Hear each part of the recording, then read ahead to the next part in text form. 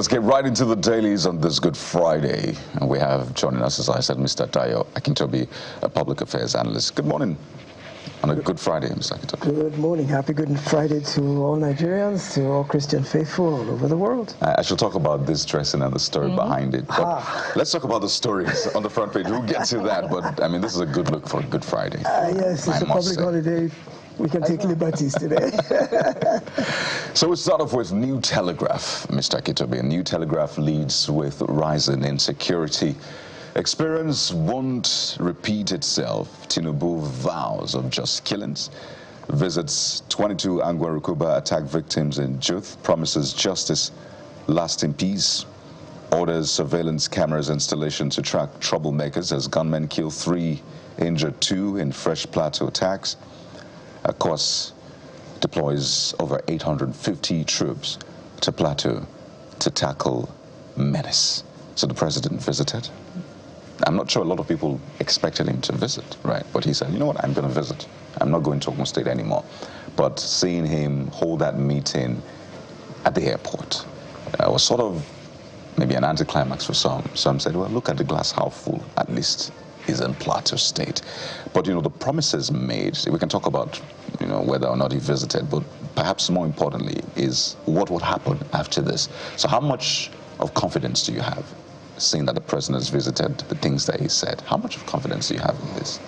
Well, I didn't hear much that could inspire one to really believe that things will change. I think the optics of his going were pretty good from the standpoint of trying to encourage the victims and also give some degree of comfort to the bereaved. But I didn't hear anything new other than deploying AI cameras, AI-enabled cameras, which could be a good thing in and of itself in terms of surveillance, even though I think that the ancillary requirements for that to be effective are still not there. In other words, the foundation to be able to have, you know, a surveillance type system. For example, okay, so the cameras catch people doing something and they escape somewhere. How do you track them? How do you find them? How do you identify them? Is our national identification number system working well enough yet? Do we have a forensic database by which we can use to identify perpetrators of crime? So while it sounds good in terms of the rhetoric, the practicality of this idea of using surveillance still has a long way to go before it becomes effective. Now, I heard the president say this type of thing will never happen again. It's easy to say that, and we've heard it all before. What I would have preferred was to hear what exactly the administration is going to do differently that we've not done before. I mean, apart from the camera one, that's the first time I've heard something different. But it sounded like a lot of hollow promises to me that I can assure you this type of thing will never happen again. What did he use to back up that assurance? What did he tell the people that they can hang their hope on, that this type of thing, especially just in the Plateau, where they seem to have been victimized over and over and over again?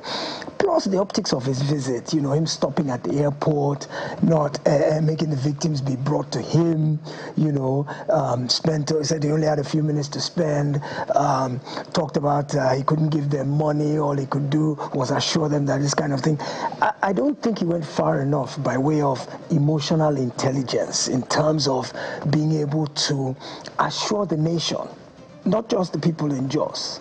Because look, we can say we want to get justice, but does justice restore a life? I often wonder, what does it mean, get justice for the victimized?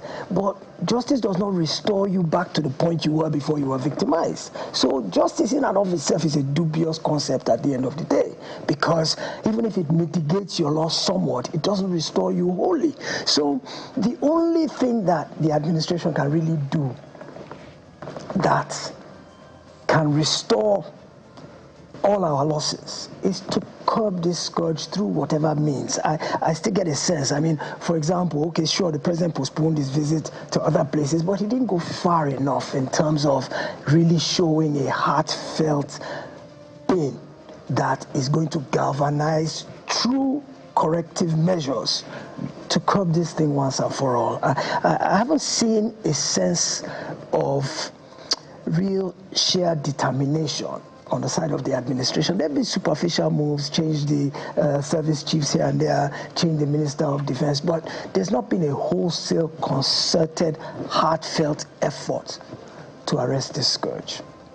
And I'm wondering if, the surveillance cameras would ever come, if they come, to Jos. And this goes by other events that have happened, and the president has made certain, orders, for ease of victims involved, and months down the line, those things, according to the victims involved, never came. But let's be optimistic again this time around. Let's head over to the Guardian newspaper, which trails something different from happenings in Plateau State. Well, as its first story, its big story, but underneath you would also see the president's visit captured. Legacy of waste, that's the top bar for its big story. Inside Nigeria's mega refineries, gulping billions, producing nothing. And you see a quote there. It is very clear that these refineries in their current state cannot deliver beyond government control. We must begin to explore alternative pathways to free Nigeria from the burden of inefficient state-owned refineries.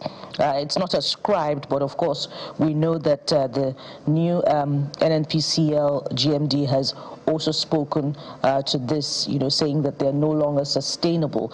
But more importantly now, is there enough conversations holding by stakeholders and indeed the NNPCL around what to do with the refineries if they're no longer producing, Mr. Akitobi? Yes, Mr. Ojulari, the GMD of NNPC, recently said that the thing to do is to get rid of them because they're basically just a drain pipe for the nation's resources. I wish that conclusion had been reached much earlier, before we spent billions of dollars on Port Harcourt, on Warri, on Kaduna refineries, and they've been throwing money at this thing, whether turnaround maintenance, whether changing parts and all that, and none of the refineries have produced anything. Towards the end of the last administration, I think it was worried that they said, they had turned it around and it was ready to go, and they had a big, extravaganza and a carnival about cutting tape and it's producing now. A week or two later, it was shut down again. So, and what is unconscionable is that what is happening to us in Nigeria today at this moment in terms of high fuel prices because of the US-Israel war against Iran. Matter of fact, let me go further back, even as far back as COVID, as far back as Russia-Ukraine, and now with this US-Israel versus Iran. We've always been buffeted by these global shocks that could have been mitigated by working local refineries. If as far back as then, they had made a conscientious effort to get these things working, but they've served as a drain pipe for many outlets. First of all, would you believe that up until today, people are still collecting salaries in those refineries for doing nothing? An entire cadre of workforce is collecting monthly pay. And it's not minimum wage, not minimum wage, because these are engineers, these are geophysicists, these are major, yeah, of course, they've got some casual workers, drivers, cleaners, and so on, but you won't believe the payroll, how astronomical it is, and they are collecting that money on a regular basis. Now, for doing nothing, did you say? Absolutely nothing, because the place is overgrown with shrubs. The Guardian report is saying that when they visited in January 2026, they saw rodents and they saw lizards, and there's shrubs, and everything's overgrown. The metal is starting to rust. There's no activity. There's a few cleaners who push brooms around here and there, but nothing is happening. So not a drop of oil. Criminalize the latest round of turnaround maintenance. Can those involved actually say that they didn't know that this was just, a wild goose chase and it was not going to amount to anything? Can they honestly say so? Well, the Senate invited Mele Kyari not long ago, so obviously they are doing some sort of investigation to look into all the monies that was spent over the years, and how come at this point, after all the money that's been put into it, we're not getting anything out of it. We are now talking about privatizing or selling them off after billions of dollars have been sunk into them over the years. So clearly, there's been some misappropriation of money somewhere. And that all goes back to this notion of corruption, of transparency, of issues of integrity. And I don't think it just happened with the last administration. The thing for me is, look, the president is the Minister of Petroleum, right? So the buck stops at his table. And he's supposed to be able to take a hard look at this thing and begin to ask some tough questions. He shouldn't wait until the legislature begins to look into it when it is under the president's purview. I think that he should be horrified by the fact that the new administration at the NNPCL is saying that we have to get rid of these things because they're just not practical to run any longer, in spite of all the money that we spent on them in the past. Well, Vanguard is next, Mr. Akintobi. Yes. Vanguard leads with politics. So this is what you see on the front page of the Vanguard newspaper for this Good Friday. It's about ADC. Opera greets INEC's axing of Mark Aregbesola. Whole lot of explainers on this one. I can't run through everything. It's an ambush. Nigerians should resist. Afenifere leader MBF accuses APC of destabilizing opposition. ADC blasts Tinubu, says with 90% of National Assembly, 30 governors, well 32, what are you still afraid of? Says INEC derecognition signals deeper risks of Nigeria's democracy. I should say that they're also calling for the INEC chair's resignation, and INEC has responded in quick succession. Mr. Akintobi, it's a page 5 read. Yeah, well, it goes to show that political season is here in full force. And, you know, I'm not surprised by this outcome, because basically that's what politics is all about. It's about decimating your opposition when they're down. Through all this, I have the ADC to blame, because it looks like, even if, according to conspiracy theories and those of us who are cynical about governance in Nigeria in general, even if the APC does have a hand in it, which I'm not saying they do, conceding without admitting, the point is the ADC itself did not put his house in order properly. Even if somebody's after you, if you've dotted the I's and crossed the T's properly, then nobody will be able to destabilize you with this type of setback. And I look at it, and the first thing that comes to my mind is, anytime you want to go to an existing party, you've got to be conscious of the fact that that party already has a structure on ground. It already has its own personnel who've been working for the party for ages, who have a lot of goodwill and equity built up in that party from ages of having been within that group.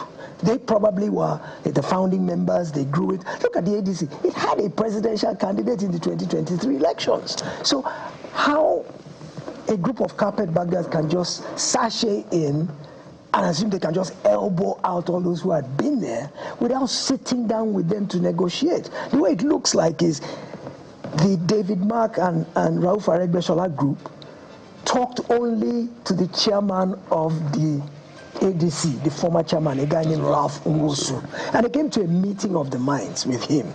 Never mind what Nigerians are saying about the inducement given to Nwosu. But the point is, they got Nwosu's buy-in, and he happily resigned and stepped aside, handed over lock, stock, and barrel the reins of the party to these new people who thought that once they've got the chairman on their side, they are good to go.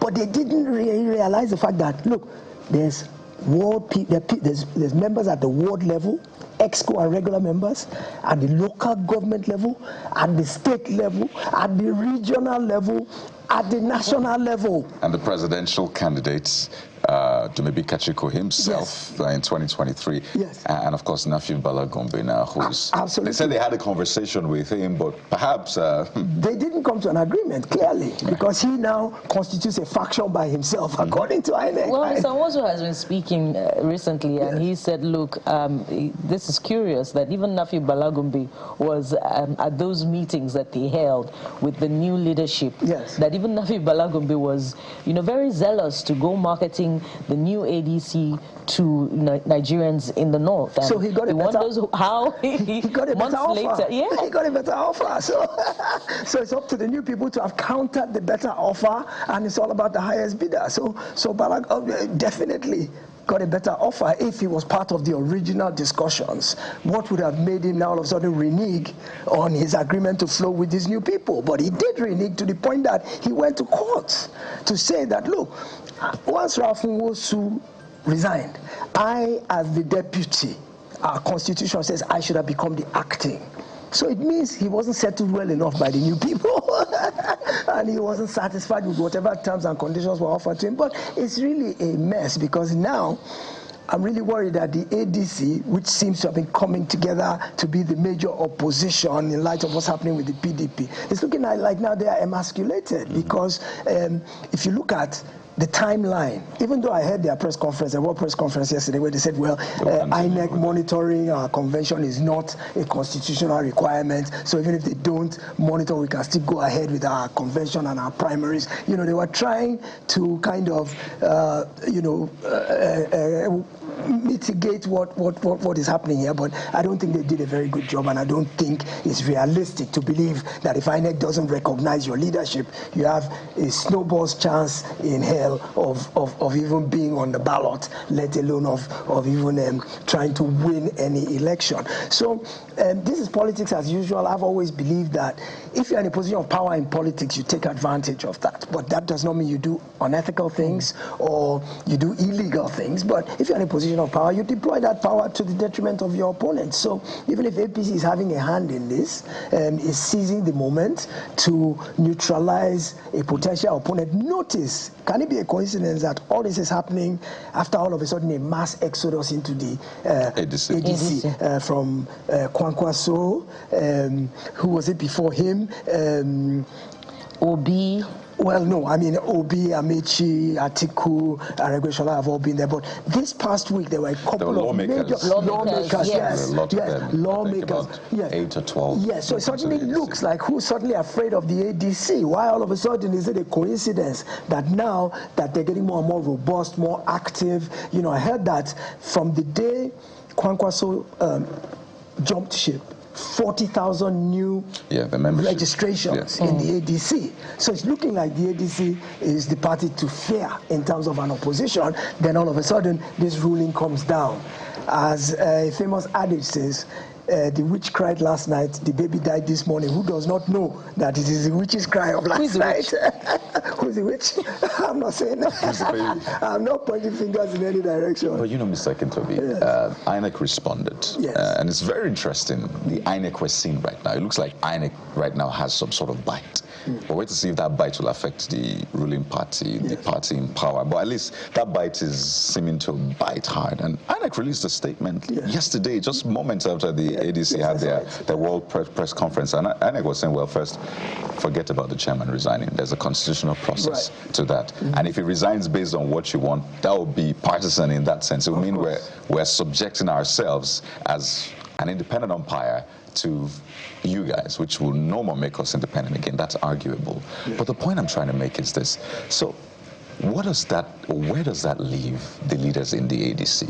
If the ADC, at the rate it's going, becomes bad market, what options do they have? What options does opposition have? What options, call them coalition, whatever it is, opposition. But the point is we need a vibrant opposition. Yes. A lot of people have said the opposition we're seeing right now is people that couldn't have their way in the ruling party and are just looking for a way to get into power. Hence, they come under the umbrella of opposition. But how do we get proper, viable opposition that Nigerians can at least trust? You have to build from the ground up. Look at Seriake Dixon. See, we're a bit indolent as a people. We take the easy way out all the time. You will go and look for an already baked cake, as opposed to starting your own from scratch. Seriake Dixon started NDC on his own. That's the Nigerian Democratic Congress. Absolutely. I actually mentioned it. Some say it's too late for the ADC to now, carry out a max exodus into the NDC. It's late now. Yeah, no, they can't go anywhere now. They are messed up. There's but it sounds like the ADC just changed the N and tell Nigerians that, you know what, it used to be ADC, now it's NDC. Look, as opposed to just trying to elbow their way into an existing structure, when they joined the ADC back in 2025, why didn't they start a new party from scratch? Why did they want to take the easy way out and go into an existing structure that they didn't do any work for? They didn't. I mean, some people labored to get that party up and running, and you just waltz in and take over the reins of it and just assume that all will be fine and dandy and there will be no opposition or no repercussions. I would say that if the opposition were united and they are serious about giving the incumbent a run for his money, as of not even 2025. The moment they swore in President Tinubu's administration in 2023, they should have come together then and started to form a new party and build it up from scratch. By now, 2026, if they are starting in 2023, that party would have legs. I mean, remember, the APC did the same thing as far back as 2013-14. They started from scratch. They had vehicles they could have migrated to then, but they were astute politically and gave it the thought that it's better to start from scratch than to move into something existing and have to deal with all the fallout from the people who are already there. Right. I don't see anybody who's defected already who hasn't had an issue with those he met there. You can't just come here and think you get the ticket automatically. But those of us that were here before. So you have a lot more work to do placating the existing structure than you would if you went to start from scratch. But we don't want to put in the work. Our way has always been, the Nigerian way has always been. 5-brigade approach, right? Absolutely. Mr. Akintobi, well, there's a Democratic Leadership Alliance, DLA. The INEC literally mentioned those new parties. Absolutely. There's the NDC and there's the NDP, the National Democratic Party. Options, options, options. But we have to thank you so much. I think one thing we can agree upon is that we need a vibrant opposition in Nigeria. That's how our democracy would work. One party state or whatever they're calling it is not going to fly here. But Mr. Akintobi, we have to thank you so much. Just to mention, for full disclosure, this is your biking kit. So as soon as it leaves the studio. This is my Nigeria kit. I am an unapologetic promoter of Nigeria. Beautiful. I see Indie Kid. Yes. We know what that means. You know what that means. We know what that means. And just to add that this is the youngest 60s born biker that we know on this side. I'll tell you a secret. I've figured out how to bottle youth and energy. Are you selling it? No, I'm not sharing it. I'm not selling it. We'll come for you, Mr. Akintobi. You hear from us. But it's been a pleasure having you. My Have a pleasure good Friday. Always. Happy Good Friday. And happy Easter to all of Nigeria and all the Christian faithful all over the world. Thank you.